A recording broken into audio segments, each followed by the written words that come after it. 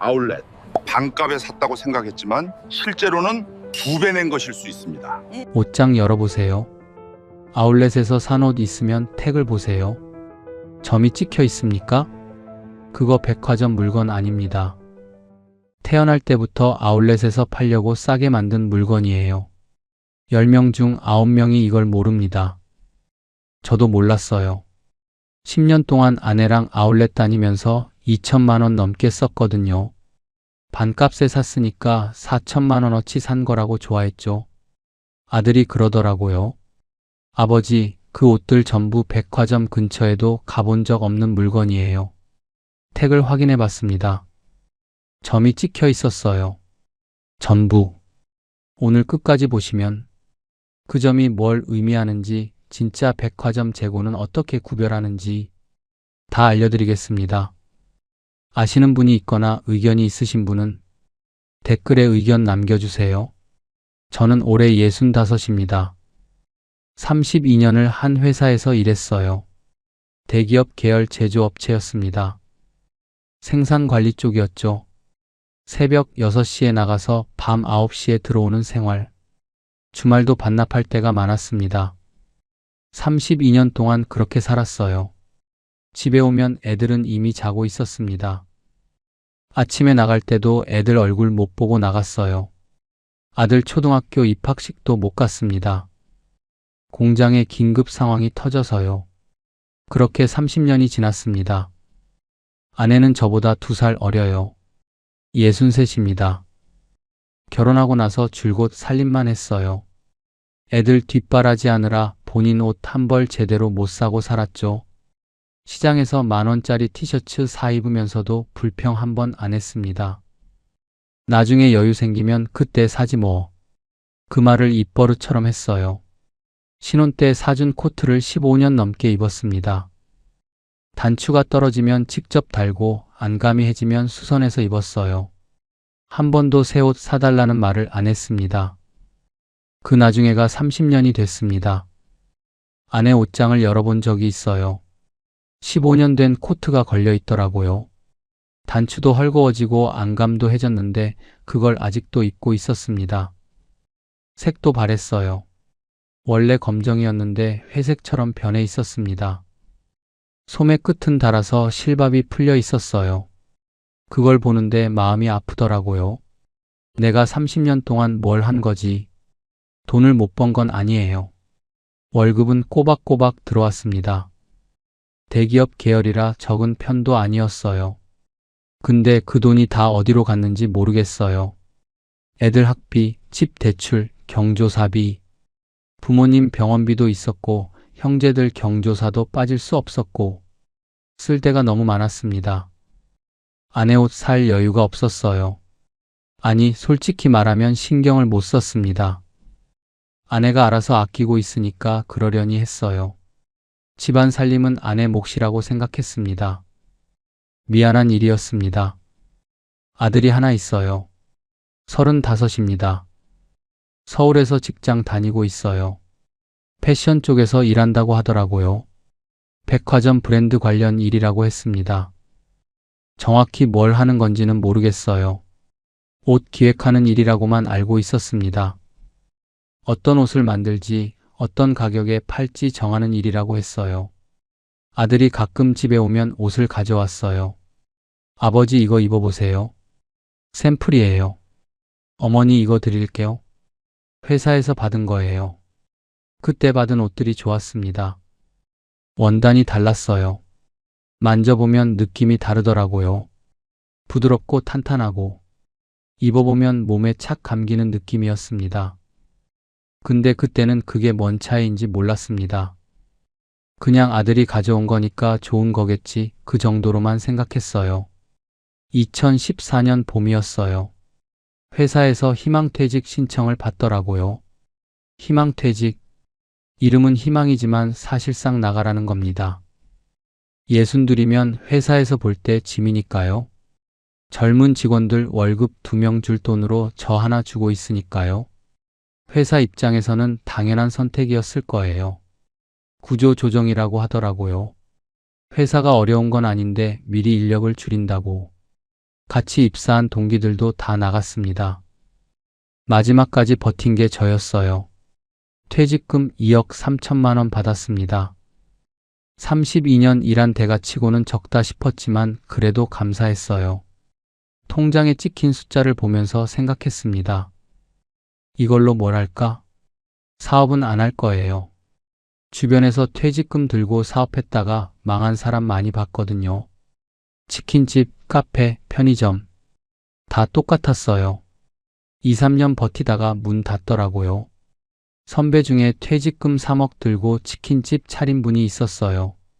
2년 만에 문 닫았습니다. 빚만 5천만 원 남았다고 하더라고요. 그분 지금 경비 일하세요. 그런 꼴 당하기 싫었습니다. 그냥 조용히 살려고 했습니다.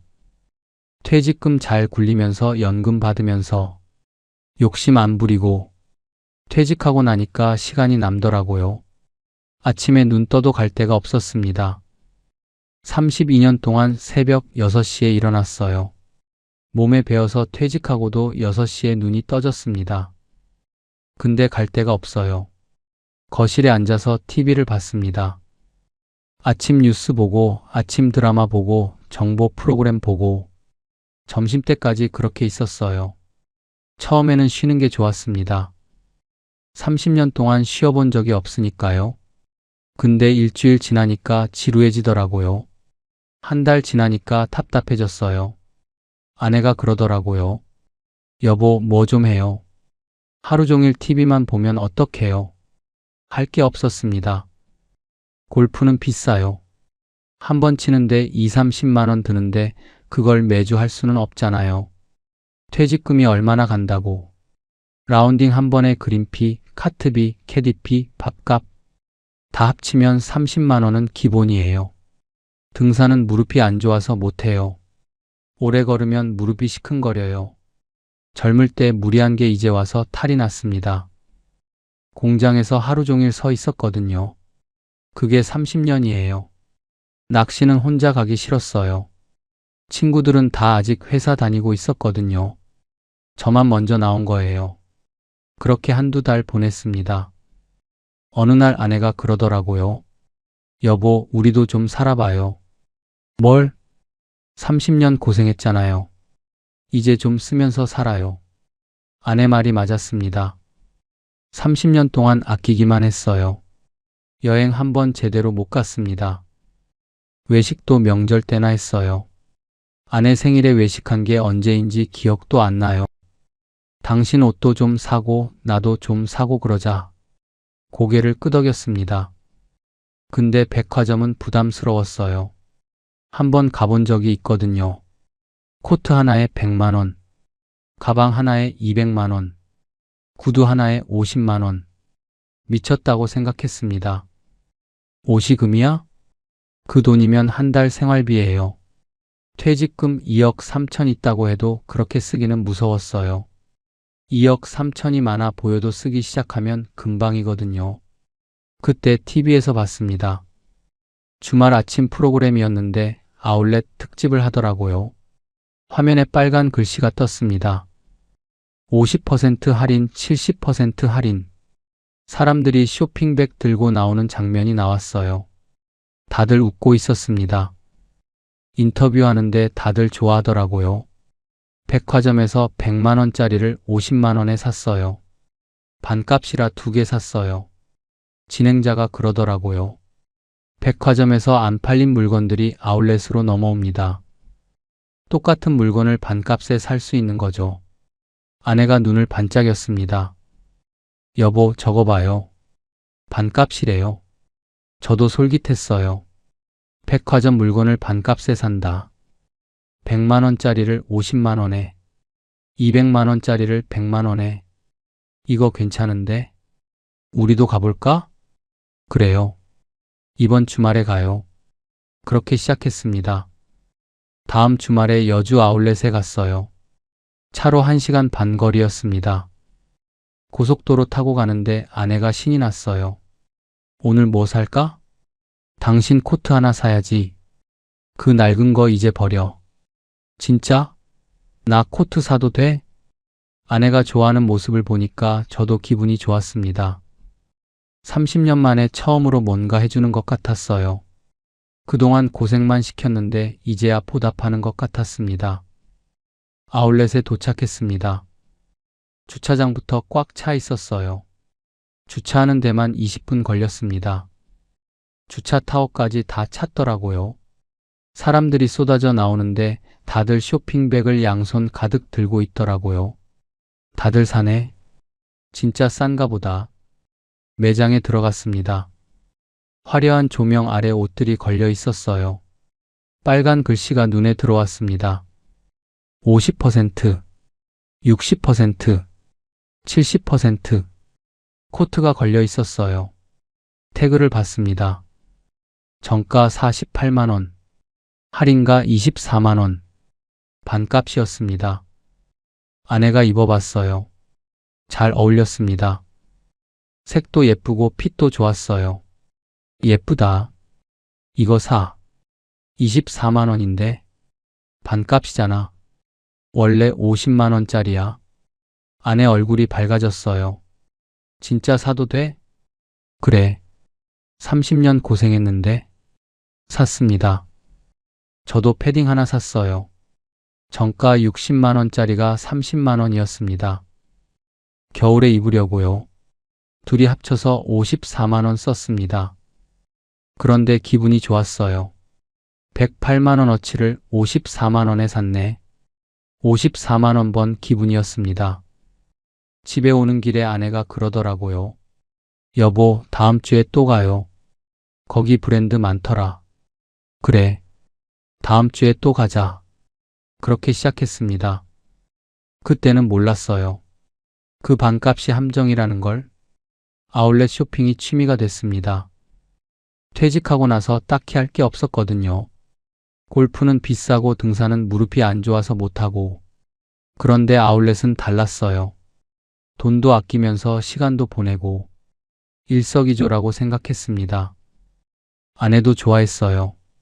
30년 동안 시장만 다녔는데 처음으로 브랜드 매장에서 쇼핑하는 거니까요.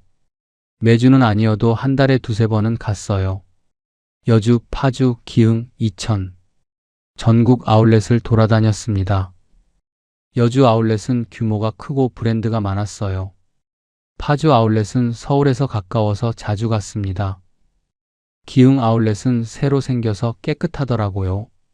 차 타고 한두 시간 가는 것도 좋았어요. 아내랑 같이 가니까 드라이브도 되고, 가는 길에 휴게소에서 호두과자도 사 먹고, 점심은 아울렛 푸드코트에서 먹고, 커피도 마시고, 하루가 금방 갔습니다. 아내가 좋아했어요. 여보, 퇴직하고 나서 우리 사이가 더 좋아진 것 같아. 그래? 응. 예전에는 주말에도 피곤하다고 잠만 잤잖아. 이제는 같이 다니니까 좋아. 그 말이 맞았습니다. 30년 동안 주말에 같이 외출한 적이 별로 없었어요. 퇴직하고 나서 처음으로 부부 시간이 생긴 거였죠. 회사 다닐 때는 주말에 쉬고 싶었거든요. 평일에 너무 힘들어서.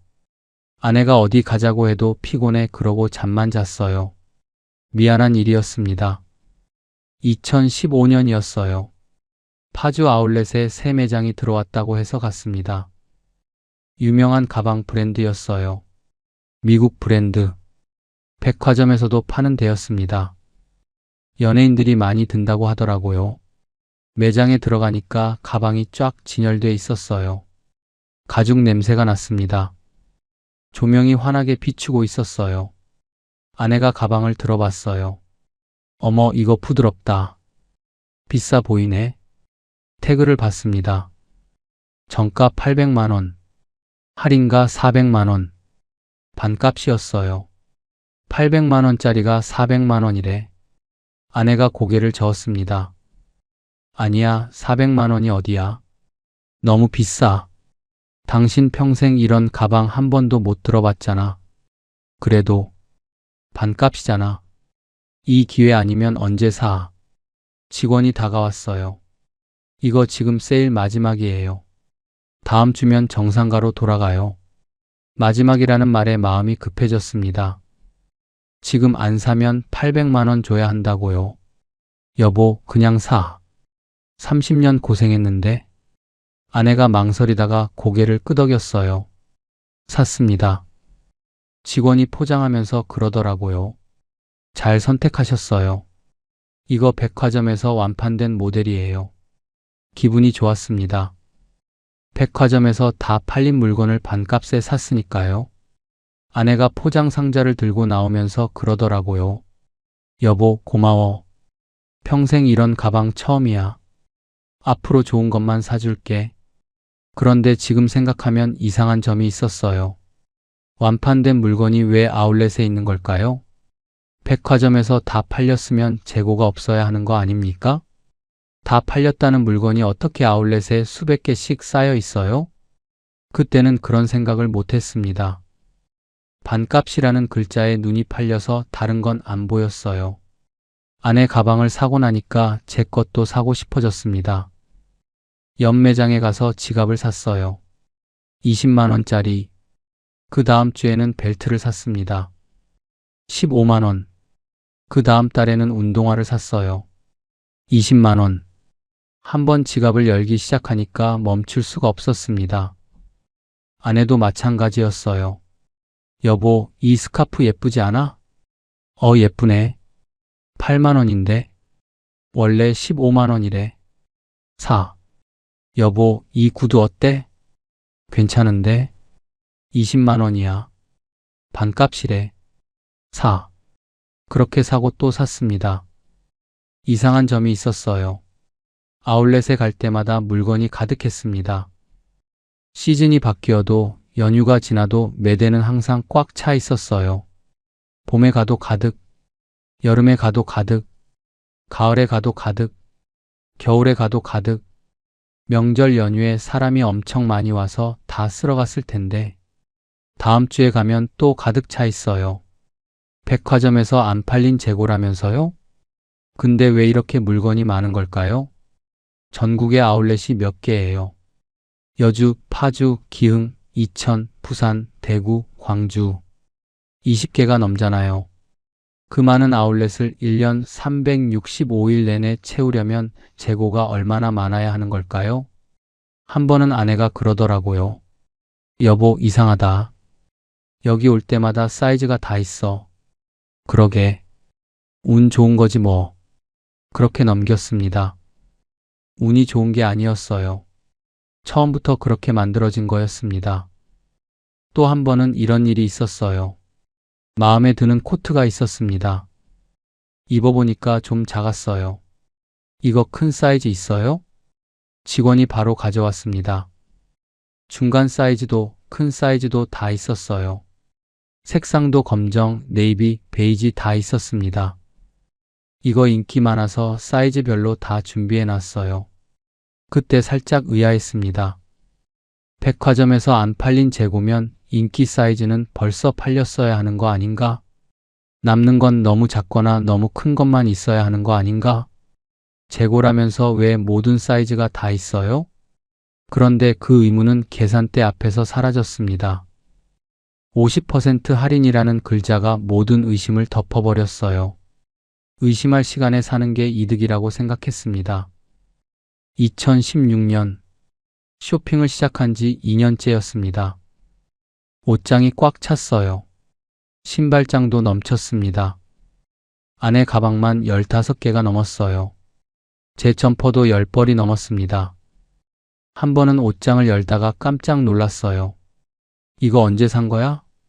태그가 안 떼어진 셔츠가 있었습니다. 산 기억도 없는 옷이었어요. 몰라. 언제 샀지? 아내도 기억을 못했어요. 그런 옷이 한두 개가 아니었습니다. 산 줄도 모르고 옷장에 처박아둔 옷들, 태그가 붙은 채로 1년 넘게 걸려있는 옷들. 그런데 이상하게 만족이 안 됐어요. 새 물건을 사면 기분이 좋았습니다. 근데 그 기분이 일주일을 못 갔어요. 그러면 또 아울렛에 가고 싶어졌습니다. 사는 순간은 행복했어요. 집에 오면 시들해졌어요. 그러면 또 사고 싶어졌습니다. 아들이 집에 왔다가 옷장을 보고 그러더라고요. 아버지, 이거 다 어디서 사신 거예요? 아울렛. 다 반값이야. 아들이 잠깐 이상한 표정을 지었습니다. 뭔가 말하려다가 그냥 넘어갔어요. 아, 그렇구나. 그때 아들이 말을 했으면 좋았을 텐데. 아니, 제가 물어봤으면 좋았을 텐데. 왜? 뭐 이상해? 그 한마디를 못했습니다. 지금 생각하면 아들은 그때 이미 알고 있었어요. 그 옷들이 뭔지, 그 반값이 뭔지. 근데 말을 못한 거죠. 아버지가 너무 좋아하니까. 아버지 기분 상하게 하기 싫었던 거예요. 2017년이었습니다. 쇼핑을 시작한 지 3년째. 그때부터 이상한 일이 생기기 시작했어요. 아내가 400만 원 주고 산 가방 있잖아요. 그 가방 손잡이가 벗겨지기 시작했습니다. 여보, 이거 봐. 거치 일어나. 보니까 정말 그랬어요. 손잡이 부분 가죽이 얇게 벗겨지고 있었습니다. 밑에 다른 색이 보였어요. 이상하네. 3년밖에 안 됐는데. 처음에는 관리를 잘못한 줄 알았어요. 가방을 잘못 보관했나? 습기가 찼나? 직사광선에 놔뒀나? 아내가 속상해했습니다. 400만 원짜리가 3년 만에 이래? 원래 그런 거 아니야? 가죽이 오래되면 그럴 수도 있지. 근데 우리 시어머니 가방은 20년 됐는데 멀쩡해. 그 말이 맞았어요. 어머니가 젊었을 때 산 가방이 있었는데 그건 20년이 넘었는데도 가죽이 윤기가 났어요. 오히려 시간이 지날수록 멋이 났습니다. 근데 이건 3년 만에 벗겨지고 있었어요. 매장에 가져갔습니다. 수선이 되나 물어보려고. 직원이 보더니 그러더라고요. 이건 자연스러운 현상이에요. 가죽 제품은 원래 그래요. 3년 만에요? 사용 빈도에 따라 달라요. 많이 쓰셨나 봐요. 많이 쓰긴 했어요. 아내가 좋아해서 자주 들고 다녔거든요. 거의 매일 들었습니다. 수선은 가능한데 비용이 나와요. 얼마요? 20만 원 정도요. 400만 원짜리 가방 수선하는데 20만 원이라고요. 아내가 기가 막혀 했습니다. 그 돈이면 새 가방을 사지. 다른 매장 가봐도 비슷할 거예요. 가죽 수선은 원래 비싸요. 결국 수선 안 하고 그냥 왔어요. 그 가방은 그 후로 옷장 구석에 처박혀 있습니다. 400만 원짜리가 3년 쓰고 끝난 거예요. 그게 끝이 아니었습니다. 제가 산 패딩 있잖아요. 30만 원짜리. 지퍼가 고장났어요. 2년 만에.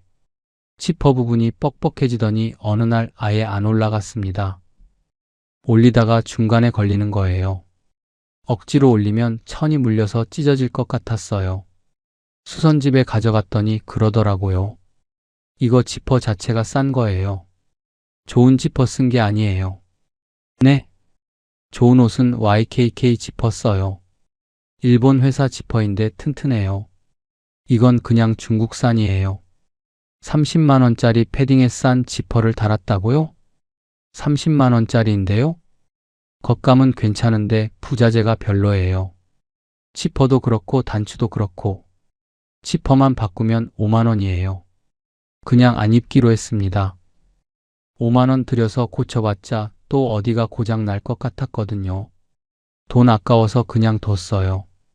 그때는 그냥 재수 없다고 생각했습니다.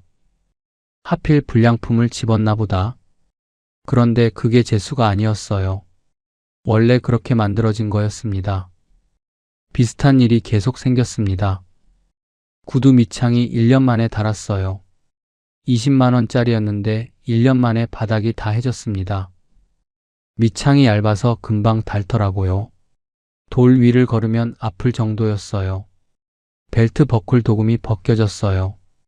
15만 원짜리였는데 반년 만에 금색이 벗겨지면서 밑에 다른 색이 보였습니다. 처음에는 금색이었는데 밑에 회색 금속이 드러났어요. 싸구려처럼 보였습니다. 코트 단추가 헐거워져서 빠졌습니다. 24만 원짜리였는데 단추 구멍이 늘어나서 단추가 자꾸 빠졌어요. 꿰매도 또 빠지고 실밥이 약했어요. 하나같이 2, 3년을 못 버텼습니다. 아내가 그러더라고요. 이상하다. 예전에 시장에서 산 옷이 더 오래 갔어. 저도 그렇게 느꼈어요. 시장에서 5만 원 주고 산 점퍼가 5년을 갔거든요. 지금도 멀쩡해요. 근데 아울렛에서 30만 원 주고 산 패딩은 2년 만에 고장이 났습니다. 뭐가 잘못된 건가? 분명 비싼 돈 주고 샀는데 품질이 이게 뭔가 싶었어요. 그런데 그때도 깨닫지 못했습니다. 반값이니까 어느 정도 감수해야지. 원래 100만 원짜리를 50만 원에 샀으니까 이 정도는 괜찮지. 그렇게 합리화했어요. 반값이 아니라 원래 그 가격이라는 생각은 못했습니다.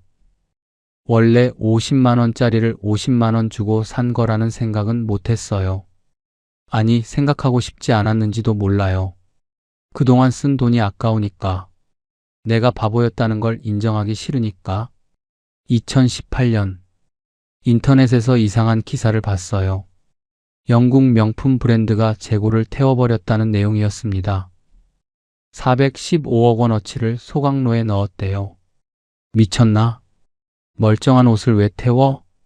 기사를 읽어봤습니다.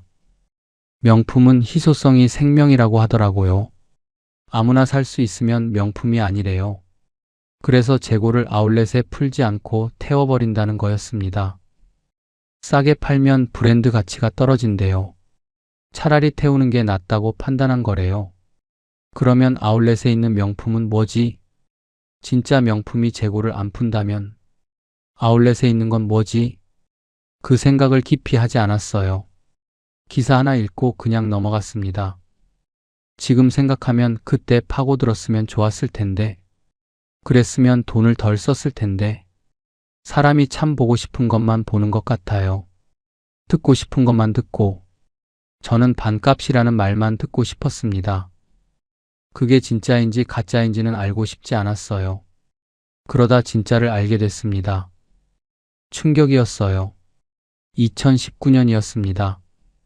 쇼핑을 시작한 지 5년째. 옷장 문이 안 닫혔어요. 옷이 너무 많아서 문을 밀어도 튀어나왔습니다.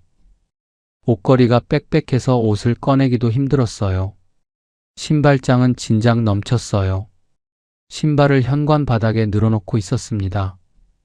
상자째 쌓아둔 것도 있었어요. 가방은 거실 구석에 상자째 쌓여 있었어요. 상자를 안 뜯은 것도 있었습니다. 뭘 샀는지 기억도 안 나는 것들. 아내가 한숨을 쉬더라고요. 여보, 우리 이제 그만 사자. 왜? 반값인데? 반값이어도 이렇게 쌓여 있으면 뭐해? 입지도 못하는데? 맞는 말이었습니다. 옷장을 열어봤어요. 태그도 안 뗀 옷이 수두룩했습니다. 이거 언제 산 거지? 기억도 안 나는 옷들. 산 줄도 몰랐던 옷들. 그게 한두 벌이 아니었어요. 10벌도 넘었습니다. 아내 옷장도 마찬가지였어요. 이거 뭐야? 몰라. 언제 샀지?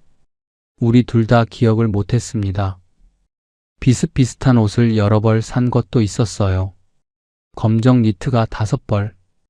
비슷한 디자인인데 조금씩 달라서 그때그때 샀거든요. 지금 보니까 다 비슷해요.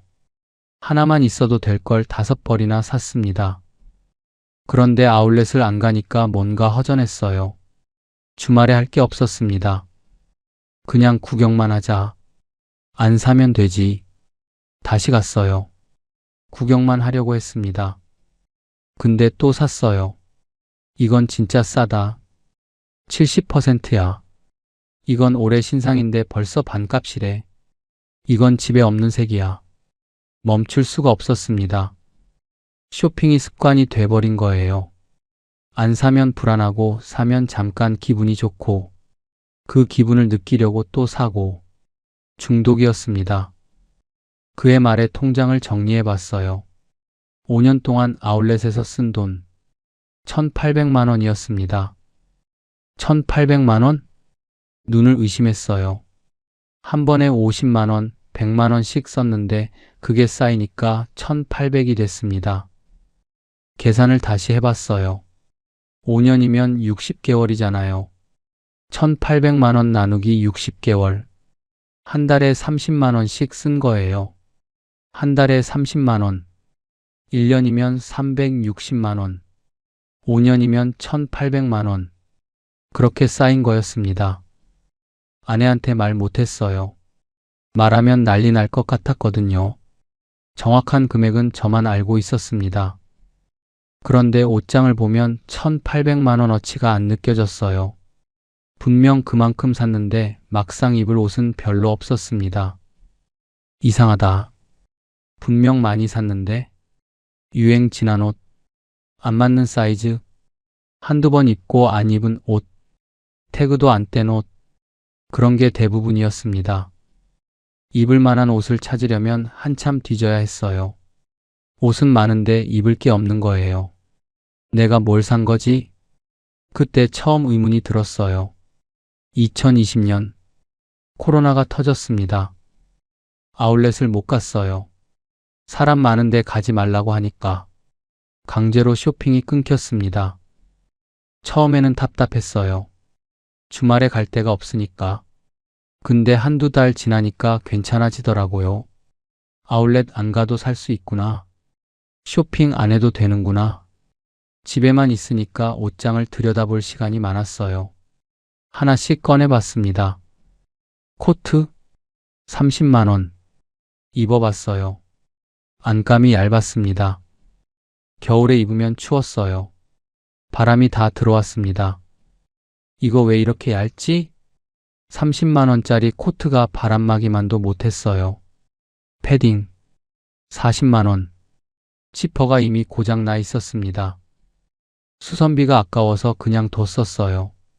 못 입는 옷이 옷장에 걸려 있었습니다. 가방 400만 원. 손잡이 벗겨져서 못 들었습니다. 옷장 구석에 처박아뒀었어요. 400만 원짜리가 장식이 된 거예요. 하나같이 문제가 있었습니다. 멀쩡한 것도 있었어요. 근데 그건 태그도 안 뗀 채 걸려 있었습니다. 산 줄도 모르고 있던 옷들. 아내가 그러더라고요. 이거 언제 산 거야? 몰라. 기억도 안 나. 한심했습니다. 기억도 안 나는 옷에 돈을 쓴 거예요. 그때 처음 후회가 됐습니다. 이 돈으로 뭘 할 수 있었을까? 1,800만 원. 해외여행 10번은 갈 수 있었어요. 일본, 동남아, 유럽. 제주도는 50번도 더 갈 수 있었습니다. 비행기 왕복에 호텔 1박이면 30만 원이거든요. 손자 용돈을 얼마나 줄 수 있었을까요? 1,800만 원이면 만 원씩 1,800번. 그런데 그 돈이 옷장에서 먼지 먹고 있었어요. 코로나가 끝나고 나서도 아울렛에 잘 안 갔습니다. 흥미가 떨어졌어요. 예전처럼 설레지가 않았습니다. 반값이라는 글자를 봐도 심장이 안 뛰었어요. 저거 사봤자 옷장에 처박히겠지. 그런 생각이 먼저 들었습니다. 그런데 진짜 깨달음은 아직 오지 않았어요. 제가 얼마나 큰 함정에 빠져 있었는지 그건 아직 몰랐습니다. 2023년 추석이었습니다. 아들이 집에 왔어요. 오랜만에 온 거라 저녁을 같이 먹었습니다. 고기도 굽고 술도 한잔 했어요. 아들이 회사 이야기도 하고 결혼 이야기도 하고 오랜만에 가족이 모여서 좋았습니다. 밥 먹다가 아들이 물었어요. 아버지, 그 가방 아직도 안 들고 다니세요? 아내가 산 400만 원짜리 가방 말이었어요. 손잡이 벗겨져서 옷장에 넣어둔 거. 응. 손잡이가 벗겨져서. 아들이 한숨을 쉬더라고요. 뭔가 말하기 어려운 표정이었어요. 그거 제가 처음 봤을 때부터 알았어요. 뭘 알았는데? 그거 백화점 물건 아니에요. 무슨 소리야? 그 브랜드잖아. 브랜드는 맞는데요? 그건 아울렛 전용으로 만든 거예요. 처음 듣는 말이었습니다. 아울렛 전용이 뭔데? 아들이 젓가락을 내려놓았어요. 진지한 표정이었습니다. 아버지, 아울렛에서 파는 물건 대부분은 백화점 재고가 아니에요. 뭐? 처음부터 아울렛에서 팔려고 따로 만든 물건이에요. 그게 무슨 소리야? 아들이 설명했습니다. 백화점에서 물건이 얼마나 팔리는지 아시냐고 물었어요. 글쎄, 절반? 아니요. 85에서 90%가 팔려요. 그렇게 많이? 네. 백화점에 들어온 물건 중 대부분은 시즌 안에 다 팔려요. 세일하면 더 팔리고요. 남는 건 10에서 15%밖에 안 돼요. 그러면 아울렛에 있는 물건은 뭐냐고 물었습니다. 생각해 보세요. 그 15%로 전국 아울렛을 채울 수 있겠어요? 여주, 파주, 기흥, 이천, 부산, 대구. 전국의 아울렛이 20개가 넘어요. 각 아울렛의 매장이 수백 개씩 있고 각 매장에 옷이 수천 벌씩 있어요. 그 많은 물건을 1년 365일 내내 채우려면 재고가 얼마나 많아야 하겠어요? 백화점 10개가 있어도 모자라요. 계산이 안 됐습니다. 머리가 복잡해졌어요. 불가능해요. 백화점 재고만으로는 아울렛 한 구석도 못 채워요. 그러면 그 물건들은 어디서 온 거야? 처음부터 아울렛용으로 따로 만든 거예요. 머리가 멍해졌습니다. 브랜드들이 아울렛 전용 공장을 돌려요. 아니면 기존 공장에서 별도 라인을 운영하고요. 거기서 아울렛용 물건을 만들어요. 그러면 품질이 다른 거야? 당연하죠. 원가를 낮춰서 만드니까요. 아들이 자세히 설명했어요. 가죽이 다르대요. 백화점 물건은 좋은 가죽을 쓰는데 아울렛 물건은 싼 가죽을 쓴대요. 백화점 물건은 소가죽 바깥층을 쓰는데 아울렛 물건은 안쪽 층을 쓴대요.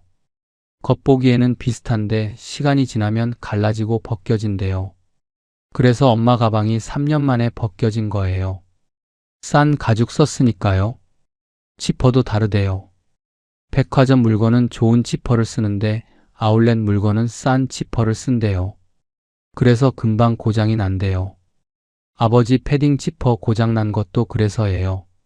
싼 지퍼 달았으니까요. 안감도 다르고 단추도 다르고 바느질도 다르대요. 보이는 데는 신경 쓰고 안 보이는 데는 싸게 한대요. 겉모습만 비슷하게 만드는 거예요. 속은 완전히 달라요. 자동차로 치면 고급차 마크 달고 있는데 열어보면 경차 엔진인 거예요. 그제야 이해가 됐습니다. 가방 손잡이가 왜 벗겨졌는지, 패딩 지퍼가 왜 고장났는지, 코트 단추가 왜 빠졌는지, 구두 밑창이 왜 빨리 닳았는지, 싸게 만들었으니까 그런 거였어요. 그럼 그 정가는 뭔데? 800만 원 할인해서 400만 원이라고 써 있었는데 그 정가는 가짜예요. 뭐? 한 번도 그 가격에 팔린 적 없는 숫자예요. 아내가 물었습니다. 그게 무슨 말이야? 처음부터 400만 원에 팔 물건을 만든 거예요. 근데 800만 원이라고 써놓은 거예요. 그래야 반값인 것처럼 보이니까요. 그게 가능해? 실제로 미국에서는 이 문제로 소송이 많이 벌어졌어요. 가짜 정가를 붙여서 소비자를 속였다고요.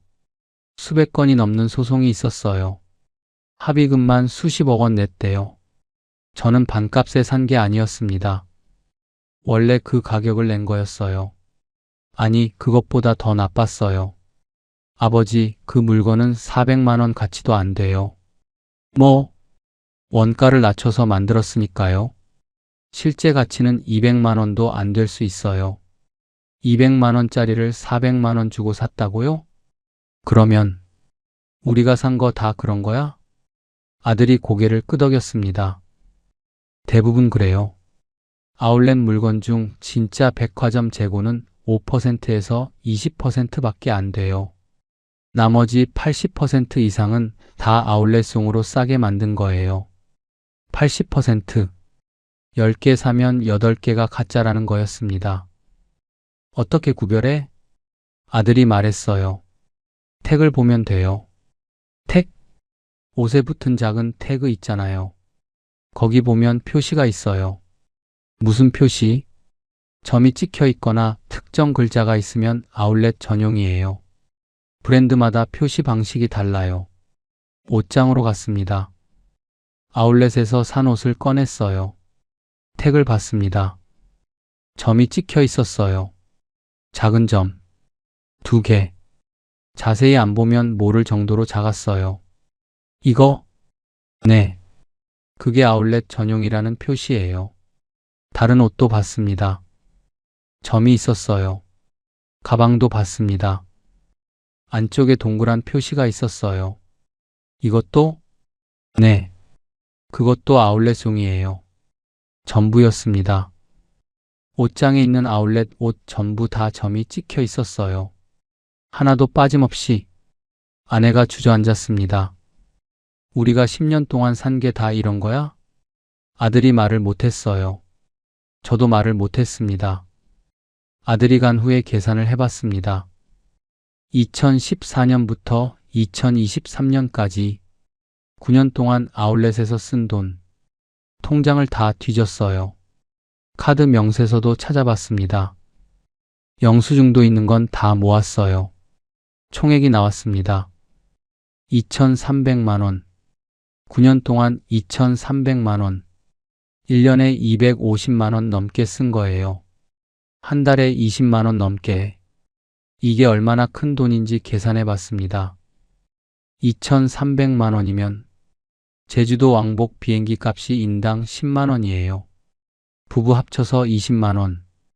호텔 1박이 15만 원. 합치면 35만 원. 2,300만 원 나누기 35만 원.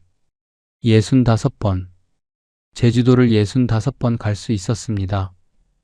9년 동안 1년에 7번씩 한 달에 한 번 가도 남았어요. 2,300만 원이면 좋은 식당에서 저녁 먹으면 인당 5만 원이에요. 부부 합쳐서 10만 원. 2,300만 원 나누기 10만 원. 230번.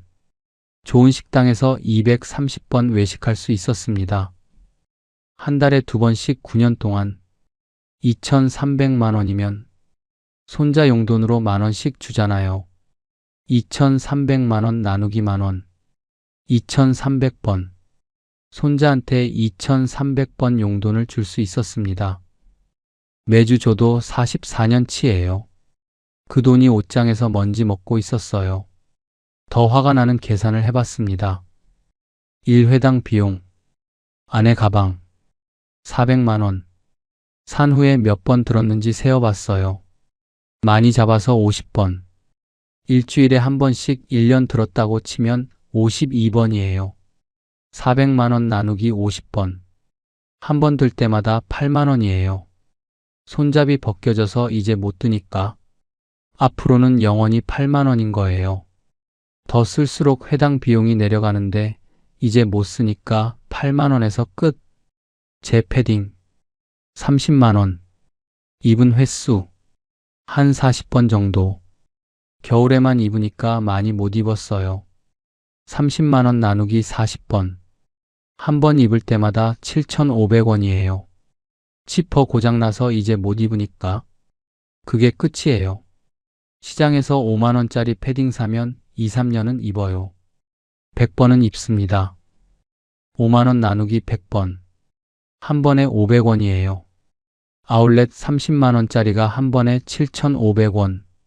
시장 5만 원짜리가 한 번에 500원. 15배 차이였습니다. 비싼 게 좋은 게 아니었어요.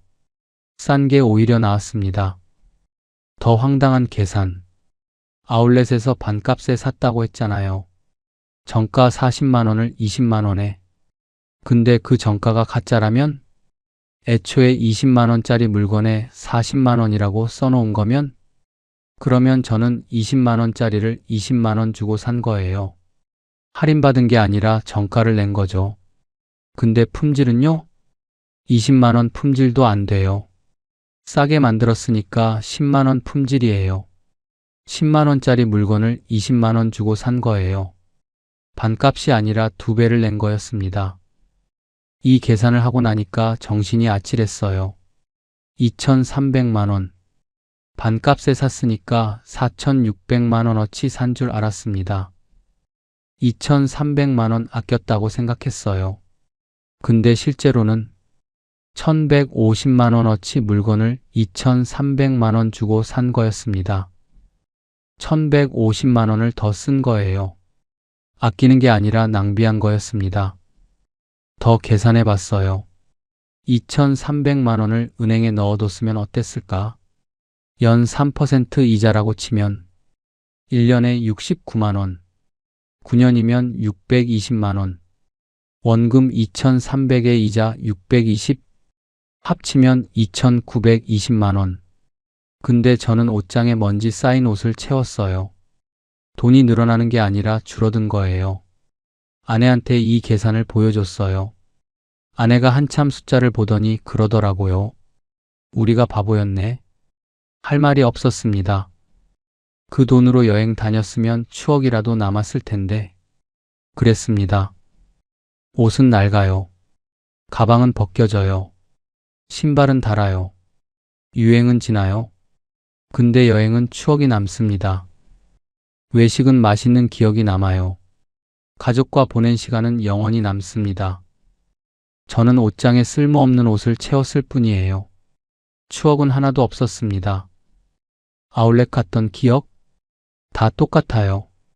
주차하고 돌아다니고 사고 집에 오고 특별한 기억이 없어요. 근데 제주도 갔던 기억은 선명해요. 10년 전에 갔는데도 기억나요. 아내랑 바다 보면서 회 먹었던 거, 일출 보러 새벽에 일어났던 거, 그게 추억이에요. 저는 추억 대신 옷을 샀습니다. 혹시 여러분도 비슷한 경험 있으신가요? 반값이라는 말에 속아서 필요 없는 물건 산 적 있으시면 댓글로 알려주세요. 왜 속았을까요? 9년 동안 왜 몰랐을까요? 생각해 봤습니다. 첫째, 믿고 싶었어요. 백화점 물건을 반값에 산다. 그 말이 너무 달콤했습니다. 퇴직하고 돈이 아깝잖아요. 그런데 반값이라고 하니까 괜찮은 것 같았어요. 아끼면서 좋은 거 산다는 기분이 들었습니다. 진실을 알고 싶지 않았어요. 알면 기분이 나빠지니까요. 사람은 믿고 싶은 걸 믿어요. 보고 싶은 것만 봐요. 저도 그랬습니다. 둘째, 브랜드에 눈이 멀었어요. 같은 로고가 박혀 있잖아요. 그러니까 같은 물건인 줄 알았습니다. 근데 로고만 같은 거였어요. 속은 완전히 달랐습니다. 자동차로 치면 이래요. 고급차 마크 달고 있는데 열어보면 경차 엔진인 거예요. 겉만 고급차고 속은 경차인 겁니다. 저는 그 마크만 보고 지갑을 열었어요. 댓글에 이런 말이 있더라고요. 어차피 제품의 품질은 중요하지 않아요. 원하는 건 디자인과 브랜드의 인지도일 뿐. 맞는 말이에요. 저도 그랬습니다. 물건이 좋은지보다 브랜드가 뭔지를 봤어요. 셋째, 주변에서 다 그러니까요. 아울렛에 가면 사람이 바글바글해요. 다들 쇼핑백 들고 나오잖아요. 다들 사니까 괜찮은 거겠지. 그렇게 생각했습니다. 근데 그 사람들도 다 속은 거였어요. 10명 중 9명이 모른대잖아요. 9명이 같이 속으면 속은 줄 모르는 거예요. 다 같이 틀리면 맞는 것처럼 느껴지는 거죠. 넷째, 택을 안 봤어요. 점이 찍혀 있었습니다. 처음부터 거기 있었어요. 근데 안 봤어요. 볼 생각을 못 했습니다. 가격만 봤어요. 정가 얼마, 할인가 얼마. 그것만 봤습니다. 브랜드들은 법적으로 표시를 해놨어요. 작은 점 하나로. 소비자가 안 보면 그만인 거죠. 완벽한 구조였습니다. 브랜드는 표시했으니까 법적으로 문제없고, 소비자는 모르니까 계속 사고. 다섯째, 장사꾼은 손해 안 봐요. 인터넷 댓글에서 본 말이에요. 장사꾼이 손해를 보겠나? 맞는 말이었습니다. 반값에 파는데 브랜드가 돈을 벌어요. 그게 가능하려면 원가가 반값보다 훨씬 싸야 해요. 생각해보면 당연한 건데 그때는 몰랐습니다. 브랜드는 저한테 20만 원 받고도 이익을 남긴 거예요. 그러면 원가가 얼마겠어요? 10만 원도 안 되는 거죠. 저는 10만 원짜리를 20만 원 주고 사면서 40만 원 아꼈다고 좋아한 거예요. 바보였습니다. 여섯째, 세일이 끝난다는 말에 속았어요. 이번 주까지만 세일이에요. 이거 마지막 물량이에요. 다음에 오시면 정상가예요. 그 말에 급해졌어요. 지금 안 사면 손해 볼 것 같았습니다. 근데 다음에 가도 세일하고 있었어요. 그 다음에 가도 1년 내내 세일이었습니다. 1년 365일 세일하는 곳이 어디 있어요? 그게 세일이 아니라 원래 가격인 거죠. 댓글에 이런 말도 있더라고요.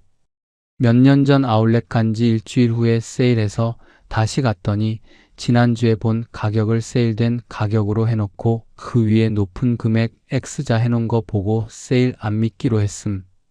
저도 그런 걸 봤어야 했는데 왜 아들이 처음부터 말을 안 했을까요? 나중에 물어봤어요. 너 알면서 왜 말 안 했어? 아들이 그러더라고요. 말해도 안 믿으셨을 것 같아서요. 아버지가 너무 좋아하시니까. 맞아요. 그때 말했어도 안 믿었을 거예요. 반값인데 뭔 소리야? 네가 뭘 알아? 그랬을 거예요. 사람은 듣고 싶은 말만 듣습니다. 보고 싶은 것만 봐요. 저도 그랬어요. 지금 제 옷장을 열어보면요. 아울렛에서 산 옷들이 걸려 있어요. 태그 안 뗀 것도 있고 몇 번 입다 만 것도 있고 손잡이 벗겨진 가방, 지퍼 고장난 패딩, 밑창 다른 구두, 도금 벗겨진 벨트, 2,300만 원어치가 거기 있습니다. 입지도 못하고 들지도 못하고 신지도 못해요. 아내가 가끔 그래요. 저거 볼 때마다 속이 쓰려. 저도 그래요. 제 어리석음이 거기 걸려 있는 거니까요. 그래서 정리하기로 했어요. 안 입는 옷은 기부하고, 못 쓰는 건 버리고, 옷장 절반을 비웠습니다. 시원하더라고요. 마음도 시원해졌어요. 짐을 내려놓은 기분이었습니다. 이제 아울렛 안 가냐고요? 가끔 가요. 근데 예전처럼 안 삽니다. 사기 전에 확인해요. 첫째, 택을 봅니다. 점이 찍혀 있는지, 이상한 표시가 있는지, 점이 있으면 아울렛 전용이에요. 그러면 내려놓습니다. 브랜드마다 표시가 달라요.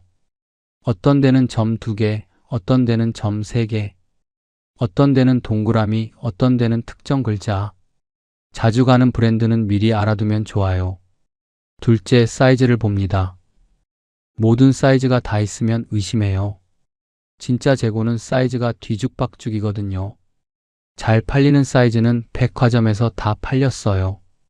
남는 건 너무 작거나 너무 큰 것뿐이에요. 모든 사이즈가 골고루 있다?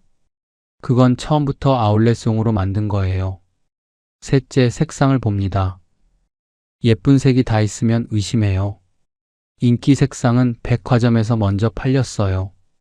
검정, 네이비, 베이지. 누구나 좋아하는 색이 풍부하면 그건 아울렛 전용일 가능성이 높아요.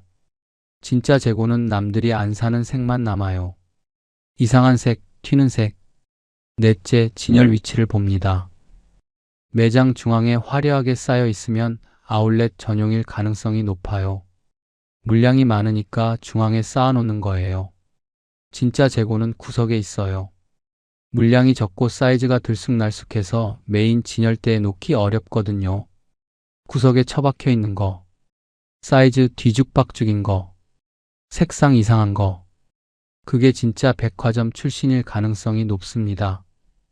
다섯째, 꼭 필요한지 생각합니다. 싸다고 사면 옷장만 채워요. 안 입으면 공짜라도 비싼 거예요. 이거 정말 입을까? 비슷한 거 집에 있지 않나? 이거 안 사면 후회할까? 이 질문에 다 예라고 답할 수 있으면 사세요. 하나라도 아니오면 내려놓으세요. 여러분한테 드리는 교훈입니다. 하나, 반값은 없습니다. 그 가격이 원래 가격이에요. 둘, 브랜드 로고만 보지 마세요. 로고는 같아도 속은 달라요. 셋, 택을 확인하세요. 점이 있으면 아울렛 전용이에요. 넷, 사이즈와 색상을 보세요. 다 있으면 의심하세요. 다섯, 진열 위치를 보세요. 중앙에 쌓여 있으면 아울렛용이에요. 6. 꼭 필요한지 생각하세요.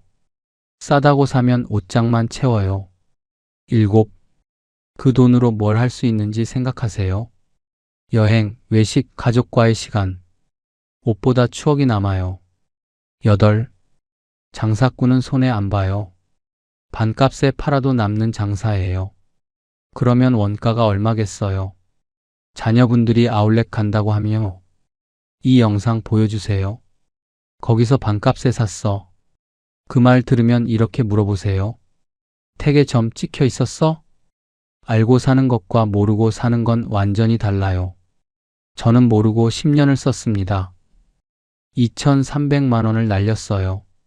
여러분은 그러지 마세요. 혹시 아울렛에서 비슷한 경험 있으신가요? 나중에 알고 보니 아울렛 전용이었던 적 있으시면 댓글로 알려주세요.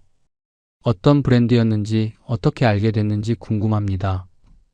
구독과 좋아요 눌러주시면 이런 정보 계속 전해드리겠습니다. 당신의 지갑을 지켜드리겠습니다. 이 보고서 좀 봐봐. 컴퓨터가 작성해줬는데 김 부장이 작성한 것보다 훨씬 괜찮아. 죄송합니다. 더 열심히 할게요. 보고서 하나는 잘 쓴다고 칭찬받았습니다. 그게 제 자부심이었어요. 팀장이 갑작스럽게 불러 말합니다. 회사가 결정했습니다. 희망퇴직 받으세요. 제가요? 제가 왜요? 부장님 월급이면 이 보고서를 쓴 컴퓨터 프로그램 20년 씁니다. 회사 입장에선 답 나온 거죠. 월 700만 원짜리 사람, 월 3만 원짜리 기계, 230배 차이입니다. 제가 진 겁니다. 집에 와서 한참을 망설이다 아내한테 말했습니다. 나 잘렸어. 아내가 한참 저를 쳐다봤습니다. 그 눈빛이 아직도 잊히질 않아요. 실망이었을까요? 한심하다는 거였을까요? 그 후로 제가 뭘 했는지 아십니까? 퇴직금 2억 3천 들고 치킨집 차렸습니다. 3년 만에 3억 날렸습니다. 지금요? 아내가 마트에서 일합니다. 63대. 하루 종일 서서 일하네요. 저 때문입니다. 오늘 제 이야기 끝까지 들으시면 여러분은 절대 저처럼 무너지지 않을 겁니다. 구독과 좋아요, 당신의 노후를 지켜드립니다. 저는 올해 65입니다. 대기업에서 34년을 일했습니다. 전자부품 만드는 회사였어요. 품질관리 부서에서 일했습니다. 28에 입사했습니다. 그때 취업이 얼마나 어려웠는지 아세요? 이력서 100군데 넘게 넣었어요. 면접만 20번 봤습니다. 떨어지고 또 떨어지고 자존심이 바닥까지 내려갔었어요. 합격 통보 받던 날 전화기 들고 멍하니 있었습니다. 어머니한테 달려갔어요. 어머니, 나 붙었어. 어머니가 우셨습니다. 우리 아들 이제 평생 먹고 살겠구나. 그 말이 진짜인 줄 알았습니다. 평생 직장이라고 믿었어요. 34년 동안 새벽 6시에 일어났습니다. 겨울에도 여름에도 눈이 오나 비가 오나 6시면 눈이 떠졌어요. 몸에 배인 거죠. 34년이면 그렇게 됩니다. 7시에 집을 나섰어요. 버스 타고 지하철 갈아타고 출퇴근만 왕복 3시간이었습니다. 8시 반에 회사 도착. 제일 먼저 출근하는 사람 중 하나였어요. 사무실 불 켜고 컴퓨터 켜고 커피 한 잔 마시면서 하루를 시작했습니다. 퇴근은요? 빨라야 저녁 8시였어요. 야근하면 10시, 11시. 택시 타고 들어오는 날도 많았습니다. 집에 오면 애들은 이미 자고 있었어요. 아내가 밥 차려주면 혼자 먹었습니다. 밥 먹다가 졸았어요. 그 정도로 피곤했습니다.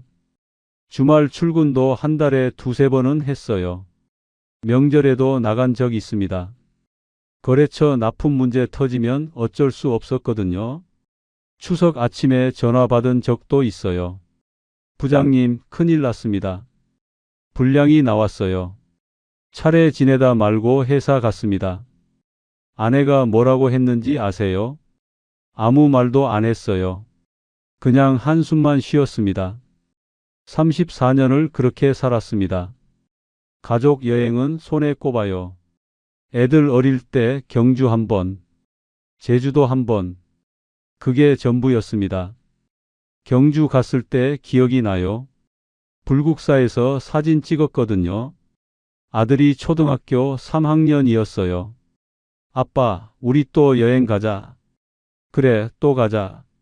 그게 마지막이었습니다. 또 가자고 해놓고 못 갔어요. 회사 일이 바빠서. 아들 졸업식도 못 갔습니다. 고등학교 졸업식이었어요. 회사 감사 받는 날이었거든요. 아내가 혼자 갔습니다. 사진 찍어서 보내줬어요. 아들이 아빠 왜 안 왔냐고 물어봤어. 미안해. 회사 일이 있어서. 전화기 너머로 아내 한숨 소리가 들렸습니다. 딸 결혼식 날도 오전에 회사 갔다 왔어요. 급한 서류가 있었거든요. 상무님이 오늘까지 올려달라고 했습니다. 딸 결혼식인데 1시간만 늦게 내면 안 될까요? 안 돼. 본부장님이 오늘 봐야 해. 식장에 늦게 도착했어요. 이미 예식이 시작되고 있었습니다. 뒷자리에 몰래 앉았어요. 아내가 눈물 흘리면서 저를 째려봤습니다. 딸 결혼식인데 이게 뭐예요? 미안해. 회사에서. 회사. 평생 회사만 안 해요? 그래도 어쩔 수 없다고 생각했어요. 회사가 저를 먹여 살리니까. 회사 덕분에 애들 대학 보내고 집도 샀으니까. 그렇게 34년 회사에 인생을 바쳤습니다. 대리 7년, 과장 8년, 차장 6년, 부장 9년. 승진할 때마다 좋았어요. 월급도 오르고 대우도 달라지고 부장 달고 나서는 좀 편해졌습니다. 후배들이 고개 숙여 인사했어요. 부장님 안녕하세요. 부장님 수고하셨습니다. 회의 때 제가 말하면 다들 조용히 들었어요. 네, 부장님 말씀대로 하겠습니다. 그게 좋더라고요. 30년 넘게 고생한 보람이 이거구나. 그렇게 생각했습니다. 2023년 봄이었어요. 회사 분위기가 이상해지기 시작했습니다. 회의실에서 이상한 말들이 들렸어요. 디지털 전환, 업무 자동화, 인공지능 도입. 처음에는 무슨 말인지 몰랐어요. 젊은 직원들한테 물어봤습니다. 야, 그 인공지능이라는 게 뭐냐? 아, 부장님. 요즘 챗GPT라고 있거든요. 컴퓨터한테 말 걸면 글을 써주는 거예요. 글을 써준다고? 네. 보고서도 쓰고 번역도 하고 자료도 정리하고. 엄청 편해요. 신기하더라고요. 근데 저랑은 상관없는 일인 줄 알았습니다. 저는 경험이 있으니까요. 34년 노하우가 있으니까요. 현장을 아니까요. 기계가 저를 대신할 수는 없다고 생각했어요. 그게 얼마나 바보 같은 생각이었는지 석 달 후에 알게 됐습니다. 그해 여름, 유난히 더운 날이었어요. 인사팀에서 호출이 왔습니다. 김 부장님, 잠깐 내려오시겠어요? 전화 받는 순간 느낌이 이상했어요. 인사팀 호출. 좋은 일로 부르는 경우는 없거든요. 엘리베이터 타고 내려가면서 가슴이 뛰었습니다. 손에 땀이 났어요. 설마 나는 아니겠지. 부장인데? 34년인데? 인사팀 문을 열었습니다. 팀장이 앉아 있었어요. 40 초반쯤 되는 사람이었습니다. 제가 과장일 때 신입으로 들어온 후배예요. 앉으세요, 부장님. 앉았습니다. 손이 떨렸어요. 테이블 밑으로 손을 숨겼습니다. 단도직입적으로 말씀드릴게요. 팀장이 컴퓨터 화면을 돌렸습니다. 뭔가 글이 막 써지고 있었어요. 이게 뭡니까? 부장님이 일주일 걸리는 품질 보고서요. 이 프로그램이 30분에 뽑았습니다. 화면을 봤습니다. 제가 쓰는 보고서랑 비슷했어요. 아니, 솔직히 더 깔끔해 보였습니다. 표도 예쁘게 들어가 있고, 그래프도 자동으로 만들어져 있고, 문장도 매끄러웠어요. 회사가 이걸 도입하기로 했습니다. 전 부서예요. 그럼 저는요? 팀장이 잠깐 저를 봤습니다. 그 눈빛이 뭔가 미안한 것 같기도 하고, 아닌 것 같기도 하고, 희망퇴직 신청하시는 게 좋을 것 같습니다. 희망퇴직이요? 제가요? 부장님 연봉이면 이 프로그램 20년 씁니다. 회사 입장에선 답 나온 거죠. 머리가 하얘졌습니다. 월 700만 원짜리 사람, 월 3만 원짜리 기계, 230배 차이. 계산이 끝난 거였습니다. 지금 나가시면 퇴직금에 위로금 합쳐서 2억 3천 정도 드립니다. 안 나가면요? 팀장이 잠깐 뜸을 들였어요. 그건 부장님 선택이죠. 근데 앞으로 평가가 좋기는 어려울 겁니다. 아시잖아요. 평가 낮으면 어떻게 되는지. 협박이었습니다. 나가든지 쫓겨나든지 둘 중 하나를 고르라는 거였어요. 생각해 볼게요. 일주일 드리겠습니다. 인사팀을 나왔습니다. 다리가 후들거렸어요. 복도 벽을 짚고 걸었습니다. 화장실에 들어갔어요. 거울을 봤습니다. 62살 먹은 늙은이가 서 있었어요. 눈가에 주름이 깊었습니다. 머리카락은 반백이었고요. 눈빛에 힘이 없었어요. 34년 다녔습니다. 새벽부터 밤까지 일했습니다. 주말도 반납했습니다. 가족도 못 챙겼습니다. 그게 이렇게 끝나는 건가? 컴퓨터 프로그램한테 밀려서 3만 원짜리한테 눈물이 났습니다. 참으려고 했는데 안 됐어요. 세면대에 물 틀어놓고 울었습니다. 소리 안 나게. 34년이 이렇게 끝나는구나. 시청 전 구독과 좋아요를 눌러주시면 여러분의 노후를 지키는 작은 행운이 될 수 있습니다. 일주일 동안 잠을 못 잤습니다. 눈 감으면 낮에 있었던 일이 떠올랐어요. 컴퓨터 화면에서 글이 써지던 것, 팀장이 저를 보던 눈빛, 20년 쓴다는 말, 새벽 3시, 4시에 눈이 떠졌습니다. 천장만 봤어요. 아내는 옆에서 자고 있었습니다. 아내한테 말을 못했어요. 어떻게 말해요? 34년 다니던 회사에서 잘린다고, 3만 원짜리 프로그램한테 밀린다고, 매일 아침 출근하는 척 했습니다. 양복 입고 넥타이 매고 가방 들고 집을 나섰어요. 여보, 다녀올게. 응, 조심해요. 현관문 닫고 엘리베이터 탔습니다. 회사 가는 게 아니었어요. 회사 근처 공원에서 시간 보냈습니다. 벤치에 앉아서 하늘만 봤어요. 지나가는 사람들 봤고요. 아침에는 운동하는 노인들이 많았어요.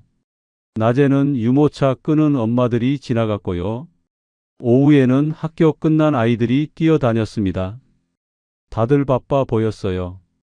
다들 갈 곳이 있어 보였습니다. 나만 쓸모없는 사람이 된 것 같았어요.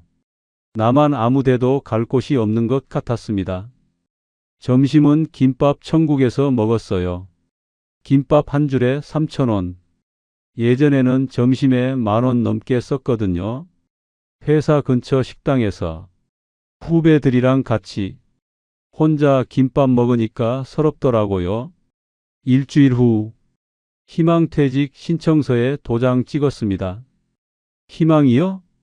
제 희망은 아니었습니다. 강제였어요. 이름만 희망퇴직이지. 2023년 9월 30일 마지막 출근을 했습니다. 34년 다니던 회사. 마지막 날이었어요. 아침에 평소보다 일찍 갔습니다. 텅 빈 사무실에 앉아 있었어요. 제 자리를 둘러봤습니다. 컴퓨터, 의자, 책상.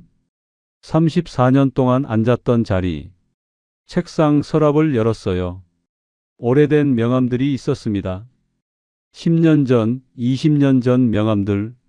사진도 있었어요. 신입사원 때 찍은 사진. 머리카락이 까맣고 얼굴이 말랐어요. 눈빛이 반짝였습니다. 그때는 뭐든 할 수 있을 것 같았어요. 열심히 하면 다 된다고 생각했습니다. 후배들이 출근하기 시작했어요. 하나둘씩 인사했습니다. 부장님, 그동안 감사했습니다. 건강하세요? 좋은 일 있으실 거예요. 다들 뻔한 말이었어요.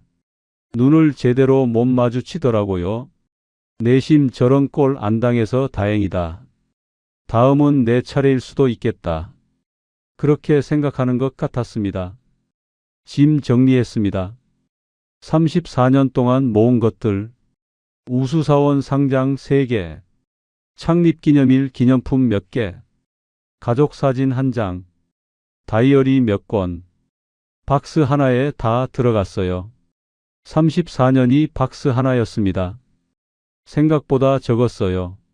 34년 다녔는데 남는 게 이것밖에 없구나. 오후 5시. 퇴근 시간이었습니다. 회사 정문을 나섰어요. 뒤를 돌아봤습니다. 매일 드나들던 문이었습니다. 34년 동안 눈이 오나 비가 오나 이제 다시는 이 문으로 못 들어갑니다. 택시 타고 집에 왔어요. 평소보다 일찍이었습니다. 아내가 거실에 있었어요. TV 보고 있었습니다. 오늘 왜 일찍 왔어요? 무슨 일 있어요? 얼굴이 왜 그래요? 나 회사 그만뒀어. 아내가 멈췄습니다. TV 리모컨 들고 있다가 그대로 굳었어요. 뭐라고요? 회사에서 나오라고 했어. 희망퇴직? 희망퇴직이요? 왜요? 당신이 뭘 잘못했는데요? 컴퓨터가 내 일을 대신한대. 인공지능이라고. 내 월급이면 그거 20년 쓴대. 아내가 한참 저를 봤습니다. 그 눈빛이 뭐라고 해야 할까요? 실망?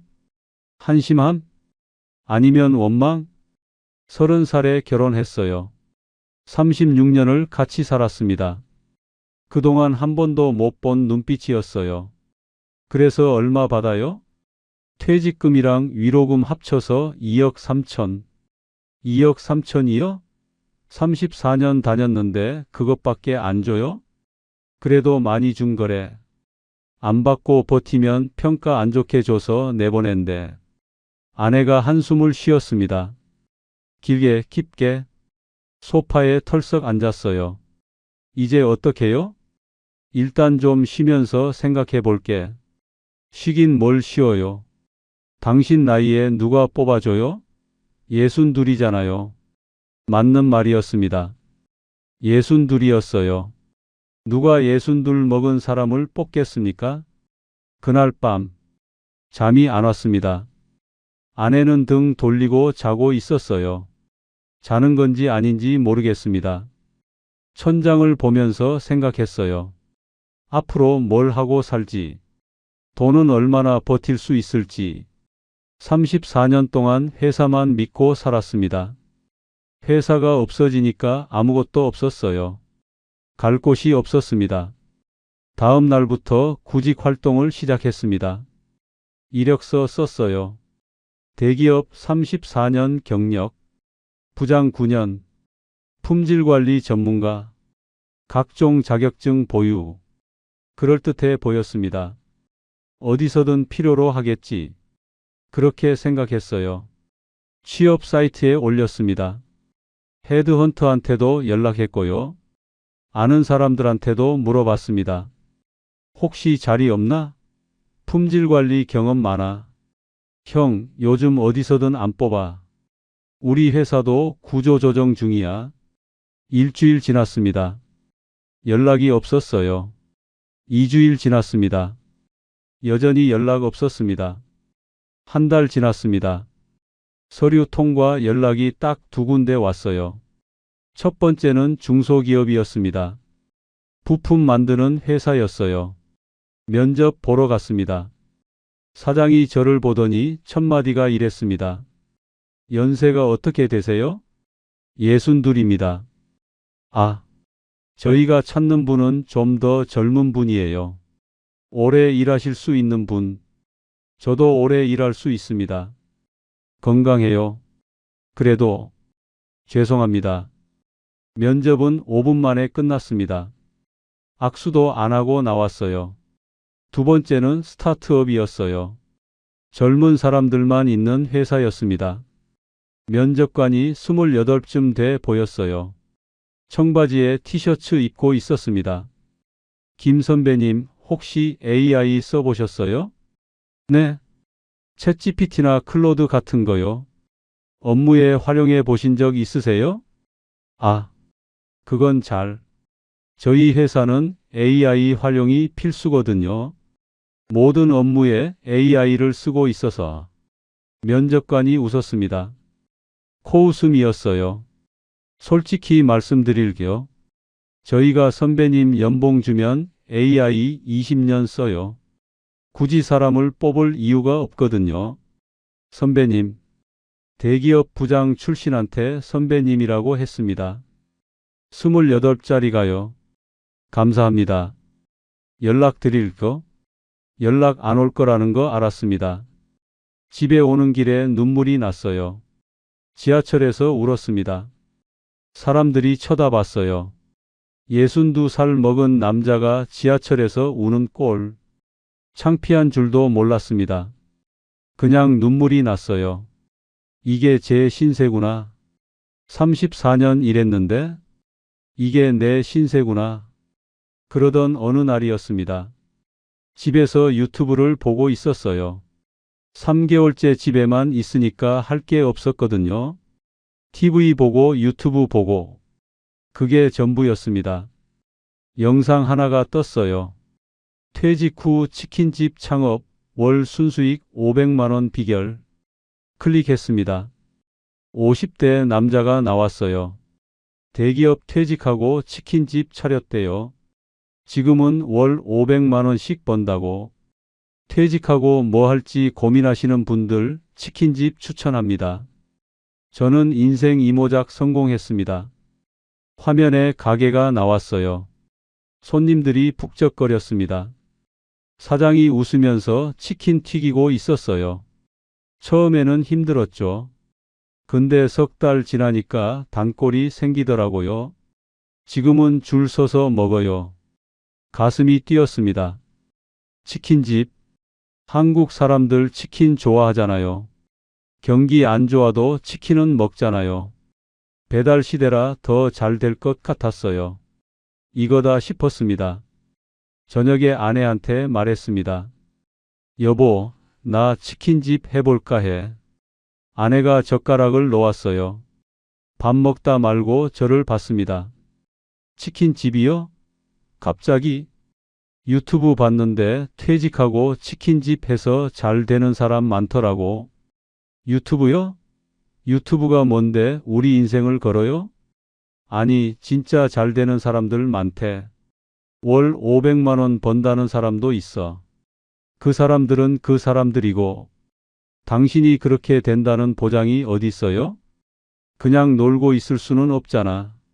뭐라도 해야지. 3개월째 집에만 있잖아. 아내가 한숨을 쉬었습니다. 밥그릇을 밀어 놓았어요. 치킨집이 얼마나 망하는지 알아요? 10개 중에 8개가 망한다던데. 유명한 프랜차이즈로 하면 돼. 본사에서 다 알려주잖아. 본사가 뭘 알려줘요? 돈만 뜯어가지.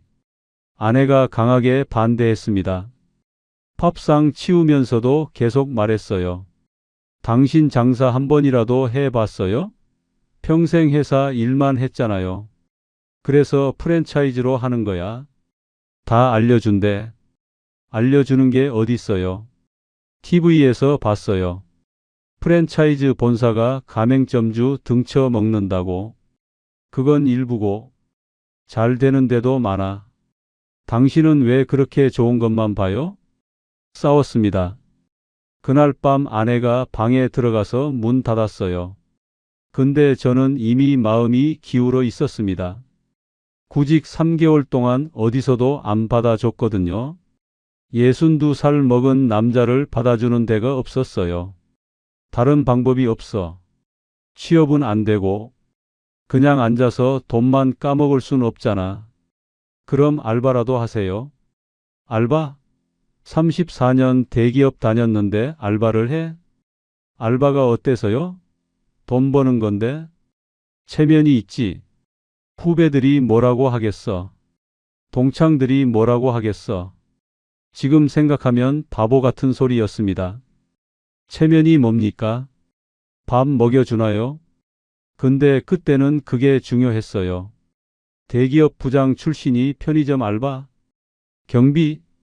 그건 못하겠더라고요. 내가 알아서 할게. 프랜차이즈 본사 상담 받아볼게. 아내가 고개를 저었습니다. 당신 맘대로 하세요. 근데 나중에 망해도 나한테 뭐라고 하지 마요. 허락을 받은 겁니다. 억지로. 그 말 나중에 망해도 나한테 뭐라고 하지 마요. 그게 진짜가 될 줄은 몰랐습니다. 프랜차이즈 본사에 연락했어요. 유명한 치킨 브랜드였습니다. TV 광고도 하고 연예인이 모델인 데였어요. 상담 받으러 갔습니다. 강남에 있는 본사였어요. 깔끔한 사무실이었습니다. 상담 직원이 웃으면서 맞았어요. 30대 중반쯤 되는 남자였습니다. 양복을 잘 차려입고 있었어요. 어떻게 오셨어요? 치킨집 창업 생각하고 있는데요. 아, 네. 잘 오셨습니다. 요즘 퇴직하시고 오시는 분들 많아요. 다들 성공하고 계십니다. 자료를 보여줬습니다. 예쁜 사진들이 가득했어요. 손님들이 푹적거리는 매장. 웃고 있는 사장님들. 저희 브랜드 전국 매장 평균 월 매출이 5천만 원입니다. 순수익은 한 20% 정도 보시면 돼요. 그럼 월 1,000만 원이요? 네, 잘 되는 곳은 그 이상도 벌어요. 대박 나시는 분들 많습니다. 월 1,000만 원.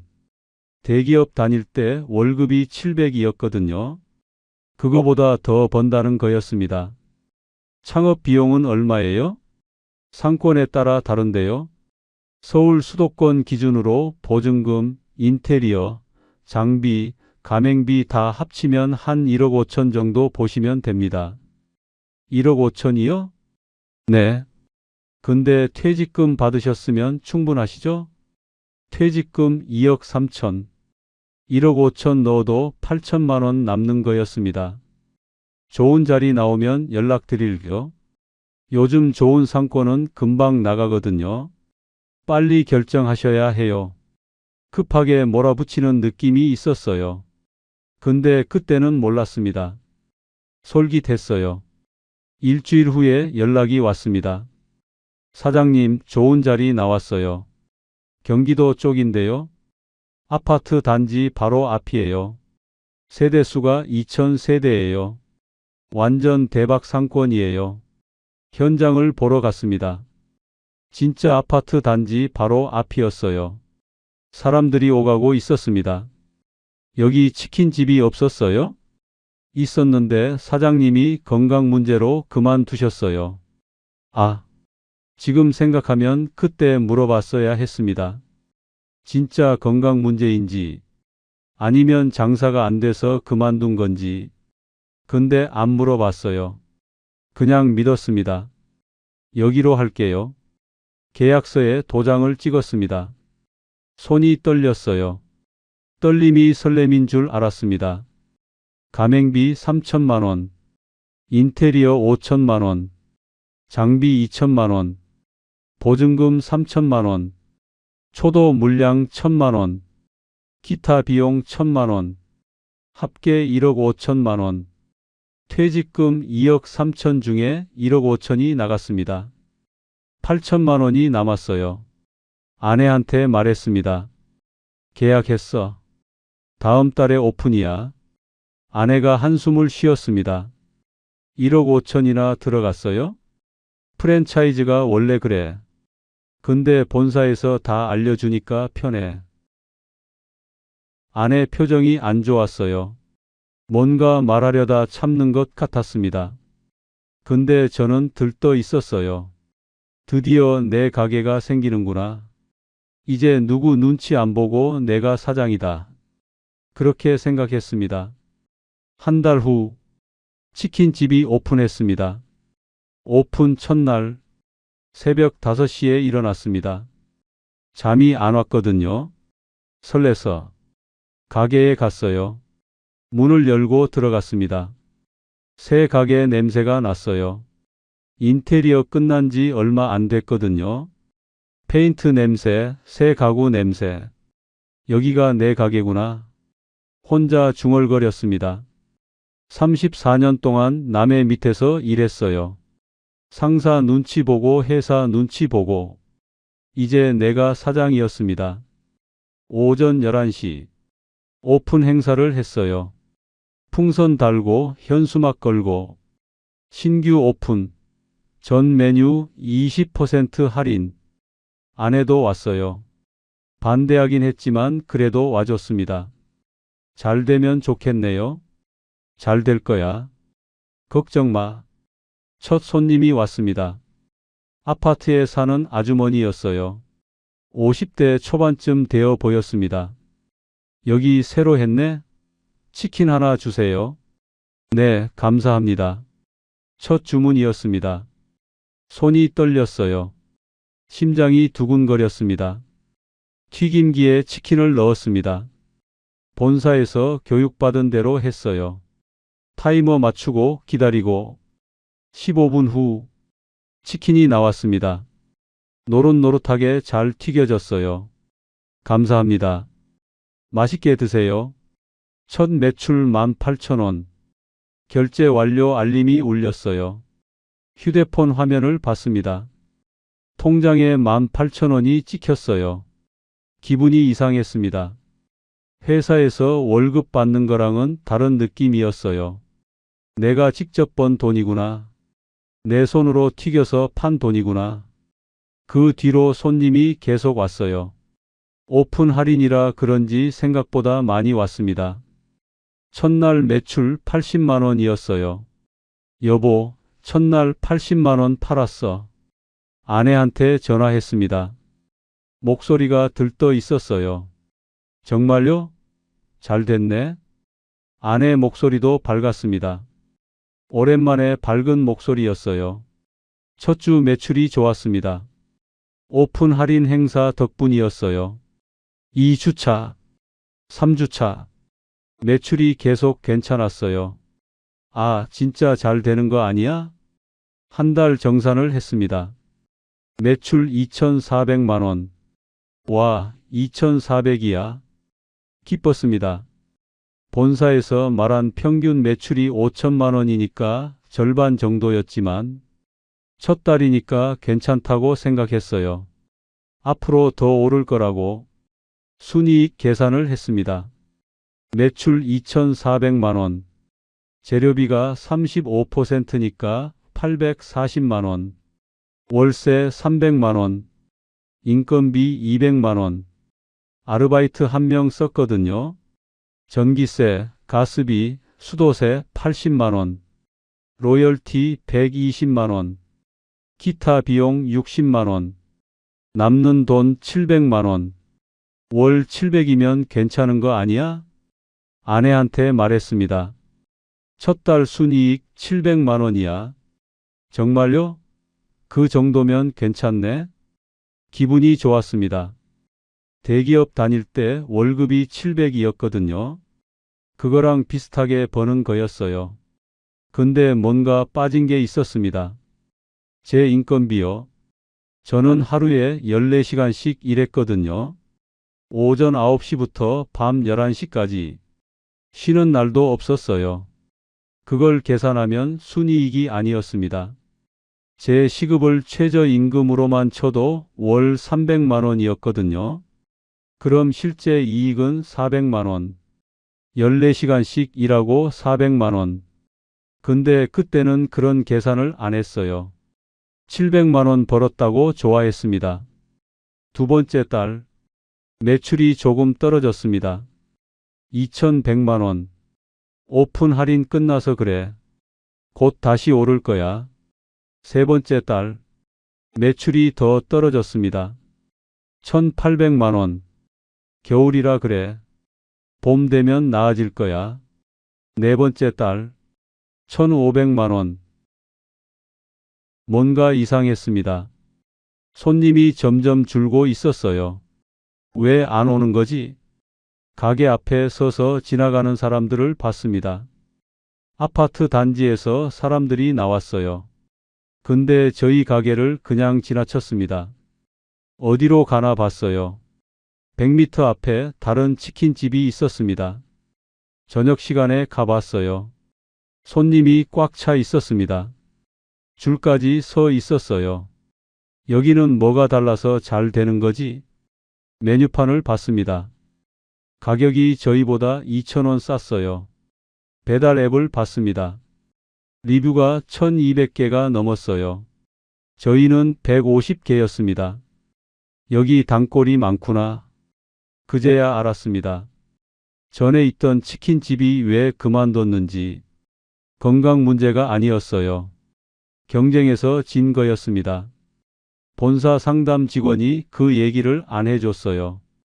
근처에 잘 되는 치킨집이 있다는 거. 그래서 전에 있던 가게가 망했다는 거. 다 숨기고 팔았던 겁니다. 다섯 번째 달, 매출이 1200만 원까지 떨어졌습니다. 계산을 해봤어요. 재료비 420만 원, 월세 300만 원, 인건비 200만 원, 공과금 70만 원, 로열티 100만 원, 기타 50만 원, 지출 1140만 원, 매출 1200만 원, 남는 돈 60만 원. 제 인건비는 없습니다.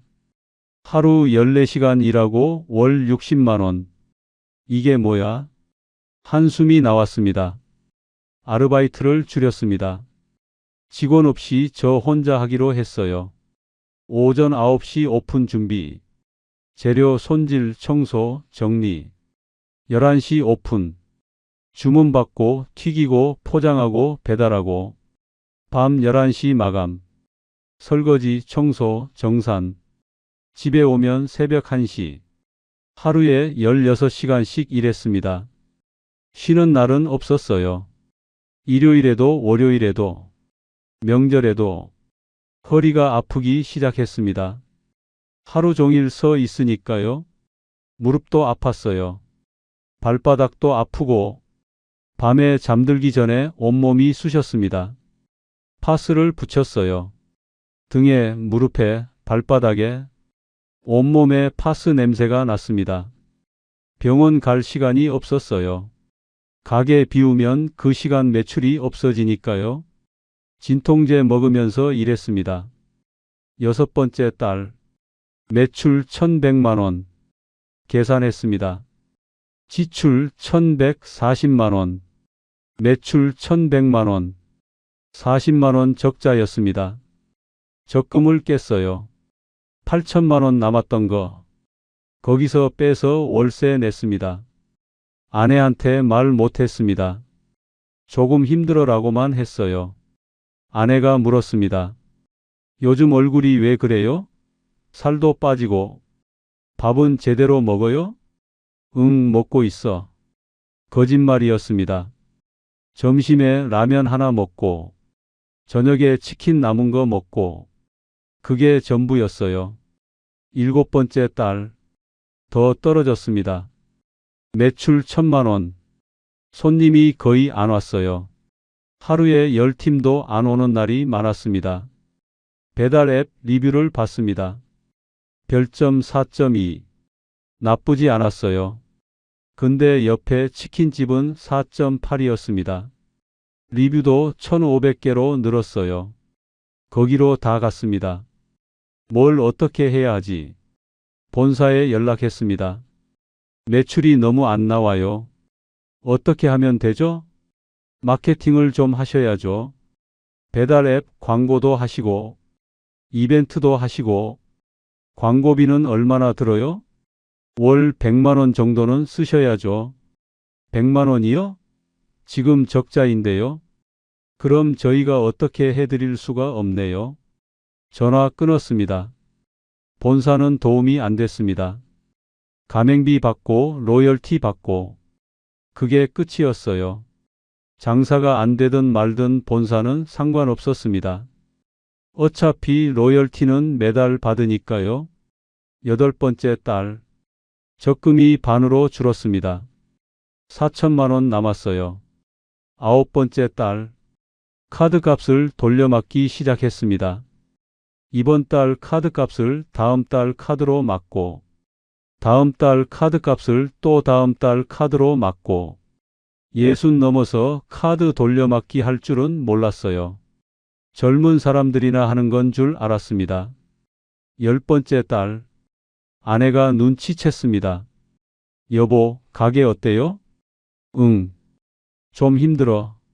좀이 아닌 것 같은데요? 살이 10kg는 빠진 것 같아요. 얼굴색도 안 좋고. 괜찮아. 괜찮은 게 아니잖아요. 통장 좀 봐봐요. 통장을 보여줬습니다. 잔고 3천만 원. 아내 얼굴이 하얘졌습니다. 3천만 원밖에 안 남았어요? 8천만 원 있었잖아요. 적자가 계속 나서. 그럼 1억 5천에 5천 더해서 2억 날린 거잖아요. 아내가 소리를 질렀습니다. 결혼하고 그렇게 소리 지르는 건 처음이었어요. 미쳤어요? 2억을? 퇴직금을 다 날려요? 내가 어떻게 알았어? 잘 될 줄 알았지. 내가 하지 말랬잖아요. 유튜브 보고 시작하지 말라고 했잖아요. 당신 때문에 우리 다 망했어요. 다 망했다고요? 아내가 울었습니다. 방에 들어가서 문을 잠갔어요. 그날 밤 거실에서 혼자 앉아 있었습니다. 뭘 잘못한 걸까? 어디서부터 잘못된 걸까? 모르겠습니다. 그냥 막막했어요. 1년이 됐습니다. 통장에 1,000만 원 남았습니다. 매출은 월 800만 원까지 떨어졌어요. 적자가 300만 원씩 나고 있었습니다. 더 버틸 수 없었습니다. 아내한테 말했습니다. 가게 접을게. 아내가 대답이 없었어요. 그냥 저를 봤습니다. 한참을 미안해. 미안하면 뭐해요? 돈이 돌아와요? 할 말이 없었습니다. 본사에 연락했어요. 폐업하려고 하는데요. 아, 네. 그러시면 폐업 절차 안내해 드릴게요. 폐업 절차라는 게 있었습니다. 위약금이요. 계약 기간 5년 중에 1년 만에 그만두니까. 위약금 1,000만 원. 1,000만 원이요? 지금 돈 없는데요. 계약서에 명시되어 있습니다. 안 내시면 법적 조치 들어갑니다. 계약서를 다시 봤어요. 작은 글씨로 써 있었습니다. 계약 시에는 못 받던 거였어요. 통장에 1,000만 원 남았습니다. 위약금 1,000만 원. 다 내면 0원이었습니다. 분할 납부 가능한가요? 6개월 분할 가능합니다. 월 166만 원씩 6개월. 그렇게 하기로 했습니다. 장비를 팔았습니다. 튀김기, 냉장고, 쇼케이스, 테이블, 의자. 중고업자를 불렀어요. 50대 남자였습니다. 가게를 쭉 둘러보더니 말했습니다. 800만 원 드릴게요. 800이요? 2천만 원짜리인데요. 1년밖에 안 썼어요. 중고는 그래요. 새 거 살 돈에 조금 더 보태면 새 거 사지 누가 중고를 사요. 이것도 제가 많이 쳐주는 거예요. 흥정해 봤습니다. 1,000만 원까지 올려달라고. 1,000만 원은 안 됩니다. 800 아니면 안 사요. 팔았습니다. 800만 원. 인테리어? 그냥 두고 나왔습니다. 인테리어는 되팔 수가 없거든요. 5천만 원이 그냥 사라진 거였습니다. 가게를 비우는 날, 텅 빈 가게에 서 있었어요. 1년 전에는 여기서 꿈을 꿨습니다. 월 500만 원. 인생 이모작. 제2의 인생. 다 거짓말이었어요. 보증금 3천만 원은 돌려받았습니다. 근데 원상복구 비용으로 500만 원 빠졌어요. 2,500만 원만 받았습니다. 정리가 끝났습니다. 가게 문을 잠그고 나왔어요. 뒤를 돌아봤습니다. 간판이 떼어진 빈 가게. 유리창에 임대문의 스티커가 붙어 있었어요. 1년 1억 5천만 원. 16시간씩 365일. 다 사라졌습니다. 가게 정리하고 집에 왔습니다. 방에 들어가서 문을 닫았어요. 계산기를 들었습니다. 정확히 얼마를 잃은 건지 숫자로 확인하고 싶었습니다. 종이에 적었어요. 들어간 돈. 가맹비 3천만 원. 인테리어 5천만 원. 장비 2천만 원. 보증금 3천만 원. 2,500 돌려받음. 초도 물량 1,000만 원. 기타 1,000만 원. 1년 운영 적자 3천만 원. 위약금 1,000만 원. 총 투자금 1억 9천만 원. 회수금. 보증금 2,500만 원. 장비 800만 원. 총 회수금 3,300만 원. 순손실 1억 5,700만 원. 1억 5,700만 원이 1년 만에 사라졌습니다. 거기에 제 인건비. 하루 16시간, 365일, 5,840시간. 최저임금으로만 쳐도 시급만 원이거든요. 5,840만 원어치 노동이었습니다. 돈 받은 거 없어요. 오히려 돈 잃었습니다. 손실이랑 제 노동 가치를 합치면 1억 5,700, 5,840, 2억 1,540만 원. 이게 치킨집 1년의 대가였습니다. 그럼 회사를 안 그만뒀으면 어땠을까요? 계산해 봤습니다. 제 연봉이 8,400만 원이었거든요. 1년 더 다녔으면 8,400만 원 벌었습니다. 세금 떼고 실수령 6,500만 원 정도요. 저는 2억 1,540만 원을 잃었습니다. 회사 다녔으면 6,500만 원을 벌었습니다. 차이가 2억 8천만 원. 같은 1년인데요. 치킨집 하니까 2억 1,540 손해. 회사 다녔으면 6,500 이익. 3억에 가까운 차이가 났습니다. 1년 만에요. 다른 계산도 해봤습니다. 퇴직금 2억 3천만 원을 은행에 넣었으면요. 연 4% 이자로만 쳐도 1년에 920만 원. 저는 2억을 잃었습니다. 은행에 넣었으면 920만 원 벌었습니다. 차이가 2억 920만 원. 아무것도 안 하고 가만히 있었어도 2억 920만 원을 더 가지고 있었을 겁니다. 치킨집이 1억 5천만 원 들었잖아요. 그 돈으로 뭘 할 수 있었을까요? 한우 세트 10만 원짜리 1,500번 먹을 수 있었습니다. 매일 먹어도 4년 넘게 먹는 양이에요. 해외여행 500만 원짜리 30번 갈 수 있었습니다. 1년에 두세 번씩 가도 15년치예요. 손자 용돈 10만 원씩 주면 150개월, 12년 넘게 줄 수 있었습니다. 그 돈을 1년 만에 다 날렸어요. 치킨 튀기다가. 더 충격적인 건요. 제가 일한 시간이었습니다. 하루 16시간. 1년이면 5,840시간. 최저임금으로만 쳐도 5,840만 원어치 노동이에요. 근데 저는 돈을 못 받았어요. 오히려 2억을 잃었습니다.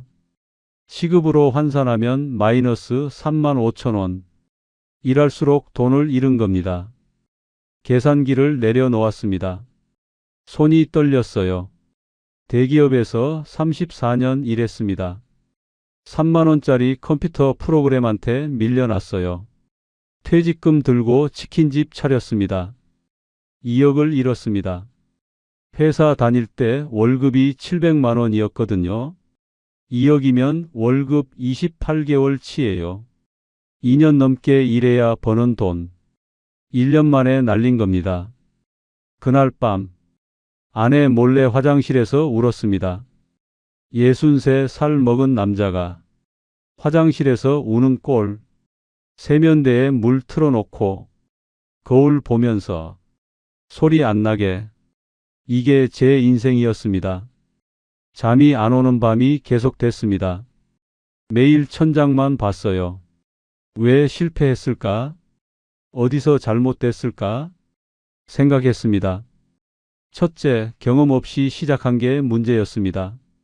34년 동안 회사 일만 했어요. 장사는 한 번도 안 해봤습니다. 손님 응대, 재고 관리, 마케팅. 아무것도 몰랐어요. 프랜차이즈니까 괜찮을 줄 알았습니다. 본사에서 다 알려준다고 했거든요. 근데 본사가 알려준 건 튀기는 법뿐이었어요. 장사하는 법은 안 알려줬습니다. 둘째, 상권 분석을 안 했습니다. 아파트 2000세대 앞이라고 좋은 줄 알았어요. 근데 100m 앞에 잘 되는 치킨집이 있었습니다. 그쪽은 10년 됐어요. 단골이 많았습니다.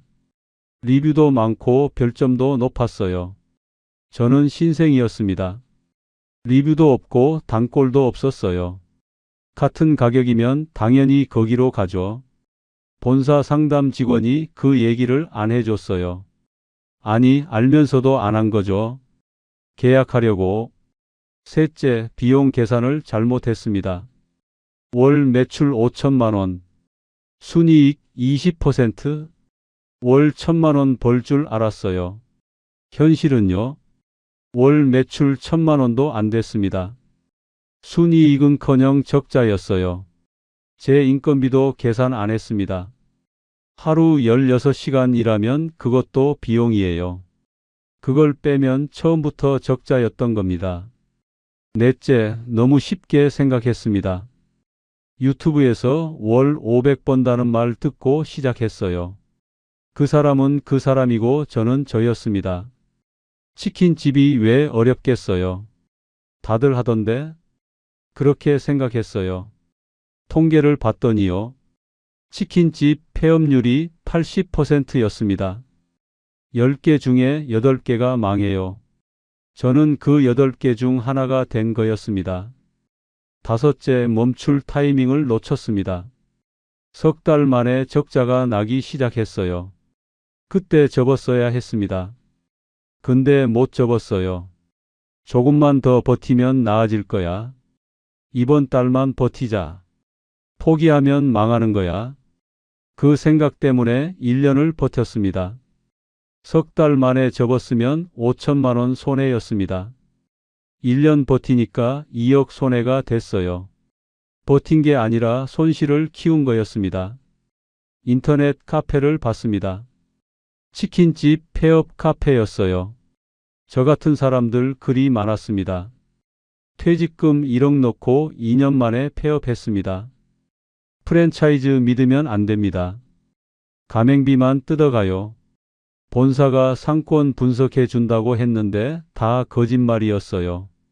매달 적자 200씩 나다가 접었습니다.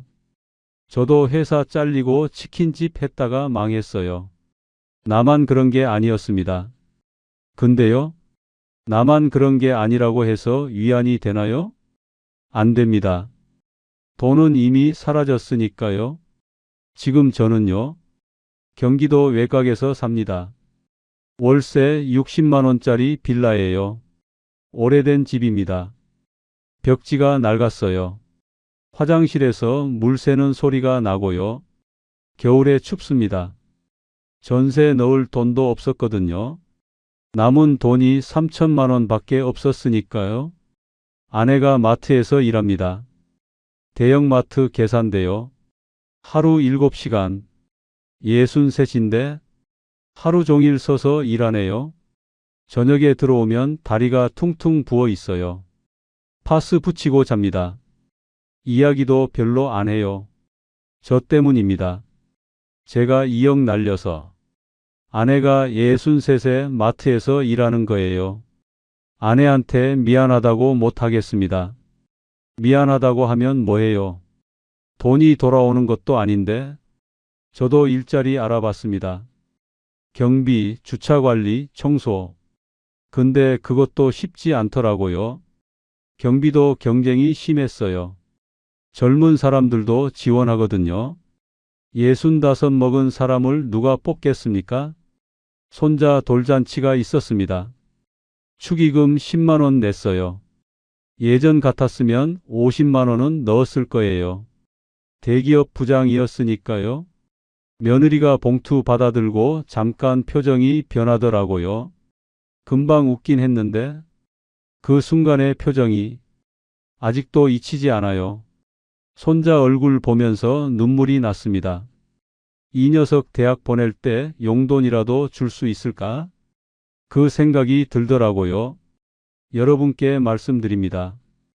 퇴직하셨습니까? 퇴직금 들고 뭔가를 하고 싶으십니까? 제발 치킨집은 하지 마세요. 프랜차이즈 믿지 마세요. 유튜브 믿지 마세요. 그 돈 은행에 넣어두세요.